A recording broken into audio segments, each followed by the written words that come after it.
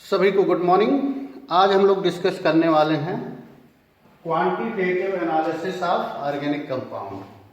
Means organic compound में basic constituents कौन कौन से हैं, उनको हम लोग क्वांटिटेटिवली कैसे एनालाइज कर सकते हैं। जैसे पिछले वाले वीडियो में हम लोगों ने देखा कि ऑर्गेनिक कंपाउंड को नेचुरल सोर्सेज से हम लोग ऑब्टेंड कर रहे थे, तो उसकी इम्प्योरिटीज़ कैसे रिमूव करेंगे उसकी चर्चा किया था। उसके बाद हम लोगों ने क्वालिटेटिव एनालिसिस किया। क्वालिटेटिव एनालिसिस में हम लोगों ने देखा कि ऑर्गेनिक कंपाउंड में बेसिक कॉन्स्टिट्यूएंट्स कौन कौन से थे या हो सकते हैं, कौन कौन से कॉन्स्टिट्यूएंट्स।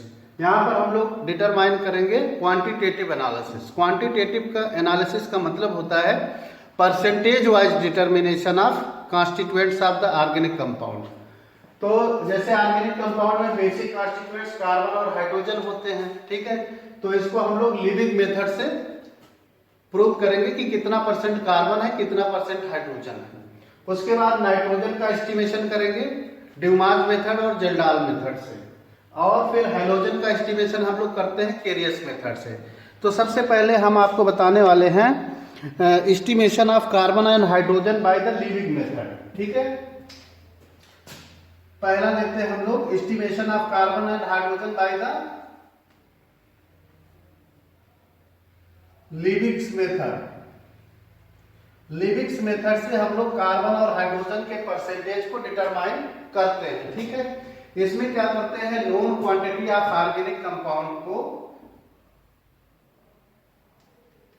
ठीक है, जिसमें कार्बन और हाइड्रोजन तो होगा ही, उसको हम लोग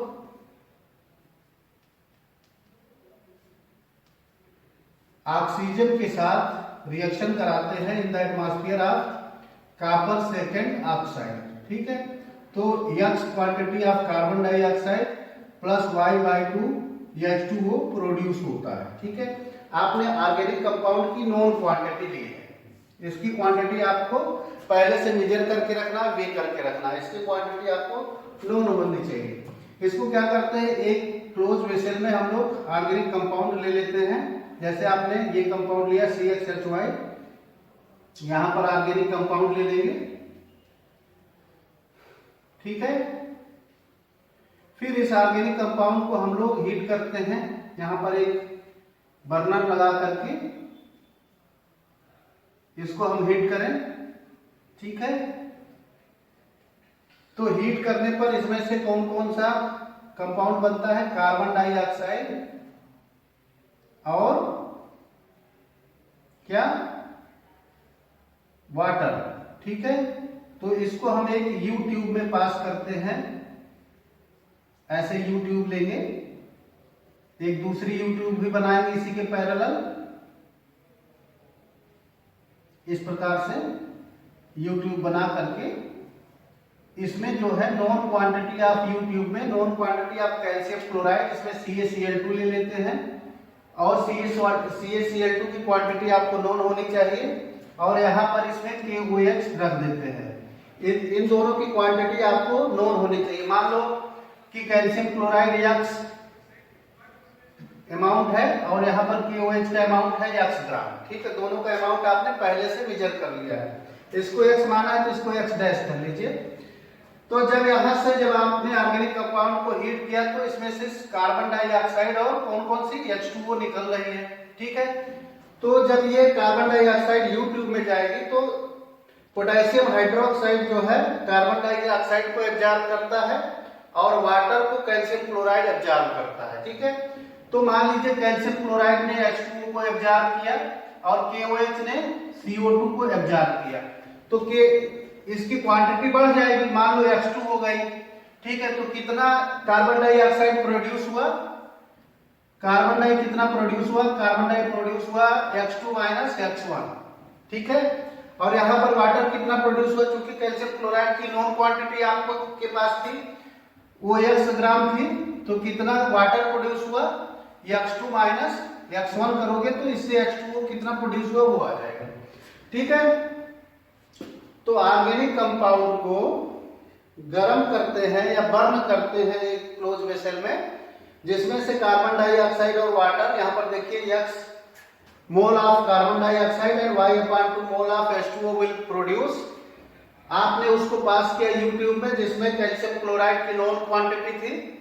तो कैल्शियम क्लोराइड जब वाटर को एब्जॉर्ब कर लेगी तो उसकी क्वांटिटी बढ़ जाएगी। कितना बढ़ेगी उसको आप सब्सट्रैक्ट कर लें, x2 माइनस x1 कर लें।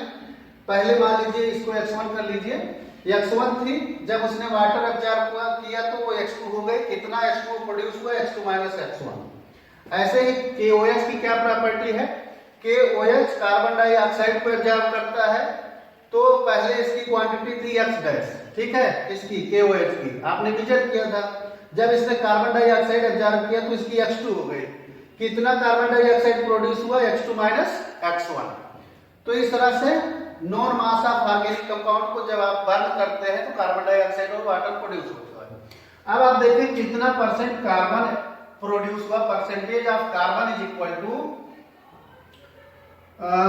मास of carbon 12 into amount of carbon dioxide produce into 100 divided by molecular mass of carbon dioxide, that will be 44 into total mass of organic compound। इस फार्मूले से आप लोग percentage of carbon Liebig method से calculate कर सकते हैं।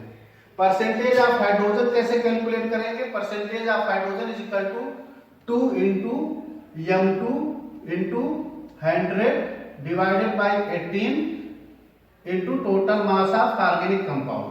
क्योंकि ऑर्गेनिक कंपाउंड का आपने नॉन मास लिया था तो ये known mass of organic compound हो जाएगी टोटल। ये 2 क्या है, हाइड्रोजन का मास है H2 का। m2 क्या है, क्वांटिटी ऑफ वाटर प्रोड्यूस। यहां से आप सब्ट्रैक्ट करके निकाल लेंगे कितना वाटर प्रोड्यूस हुआ इंटू 100। परसेंटेज निकाल रहे हो तो इंटू 100। 18 क्या है, वाटर का मास है, और m क्या है, ऑर्गेनिक कंपाउंड का मास है। तो इस तरह से परसेंटेज ऑफ कार्बन और हाइड्रोजन आप लिविंग मेथड से कैलकुलेट कर लेंगे। ओके, इसके बाद हम लोग परसेंटेज ऑफ नाइट्रोजन कैलकुलेट करेंगे। परसेंटेज ऑफ नाइट्रोजन के लिए हम लोग ड्यूमास मेथड की चर्चा करेंगे। ड्यूमास मेथड से हम लोग परसेंटेज ऑफ नाइट्रोजन कैलकुलेट कर सकते हैं। इस प्रोसेस में क्या करना है, परसेंटेज ऑफ नाइट्रोजन कैलकुलेट करने के लिए non mass of organic compound containing nitrogen ले लीजिए, ठीक है। उसको आपको Cu2O के साथ कार्बन डाइऑक्साइड के एटमॉस्फेयर में गर्म करना है।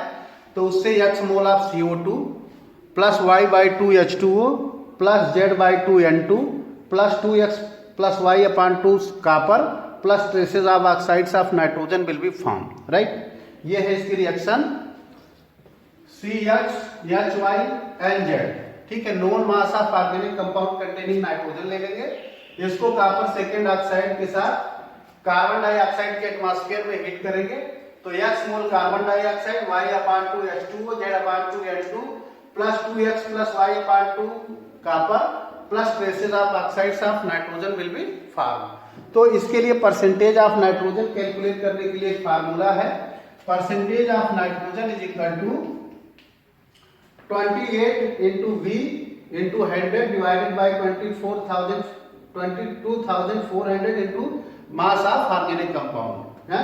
यहाँ पर जो आपने known mass of organic compound लिया है ये m हो जाएगा। इससे आप लोग परसेंटेज ऑफ नाइट्रोजन कैलकुलेट कर सकते हैं। यहाँ पर V क्या है, V is the volume of nitrogen which you can be calculate by the formula P1V1 into 273 divided by 760 into T1।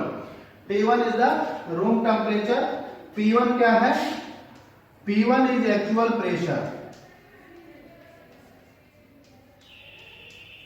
Actual pressure is equal to atmospheric pressure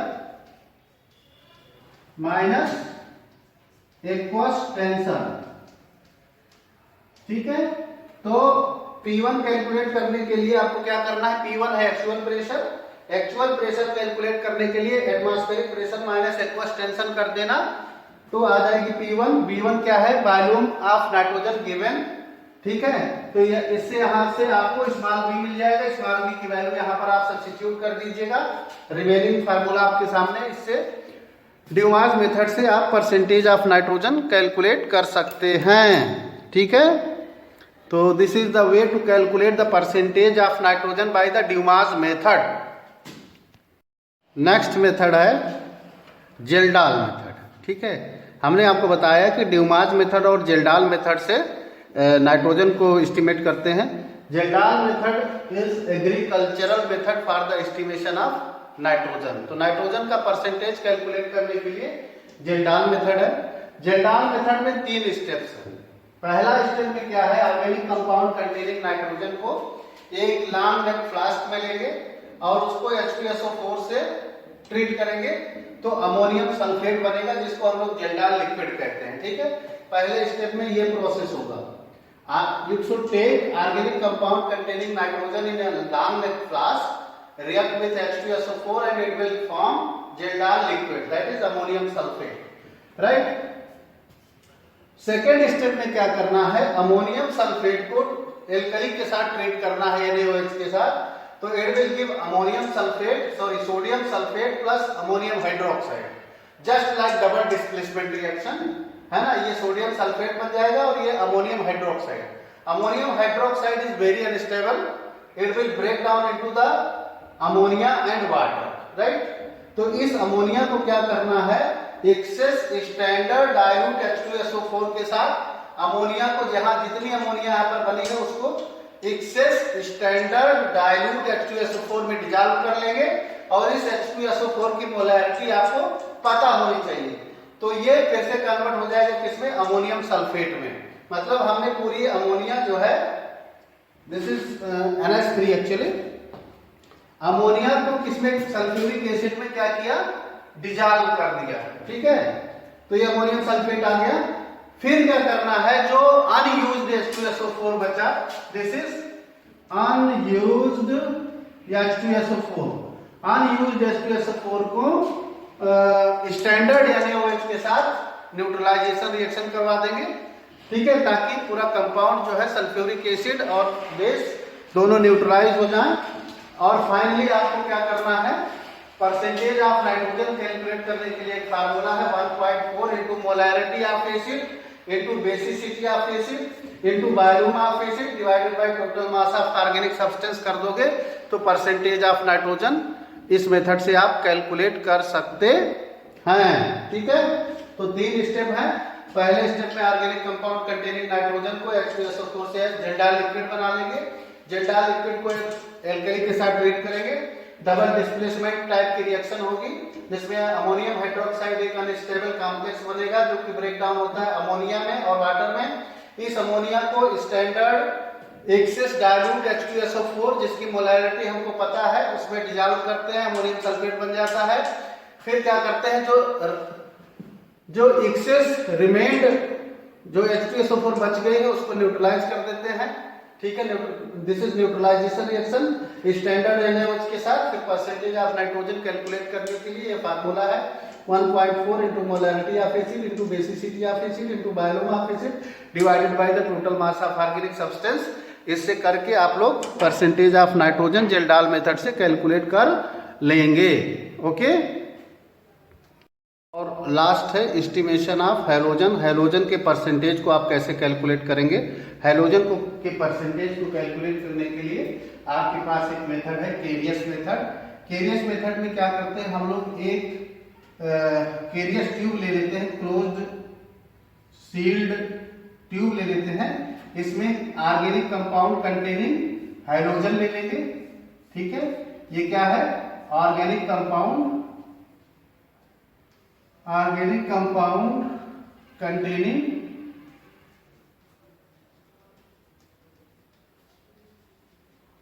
halogen, एक sealed tube में ले लेंगे। फिर इसको क्या करना है, इसको एसिडिफाई कर लेना है HNO3 से। ठीक है, एसिडिफाई करेंगे HNO3 से और ट्रीट करेंगे सिल्वर नाइट्रेट से, AgNO3 से। जब आप इसको ट्रीट करेंगे कंपाउंड को तो आपको क्या मिल जाएगा, AgX, है ना, सिल्वर हैलाइड फॉर्म होगा, जिससे आप लोग परसेंटेज ऑफ हैलोजन कैलकुलेट कर सकते हैं। ठीक है, इस ट्यूब को हम लोग क्या कहते हैं, केरियस ट्यूब कहते हैं। तो केरियस ट्यूब में क्या करना है, ऑर्गेनिक कंपाउंड कंटेनिंग हैलोजन ले लेना है, उसको एसिडिफाई कर लेना है नाइट्रिक एसिड से, सिल्वर नाइट्रेट से। जब ट्रीट करोगे तो आपको क्या मिलेगा, AgX। तो इससे आप परसेंटेज ऑफ क्लोरीन कैलकुलेट करने के लिए formula percentage of chlorine is equal to 35.5 into mass of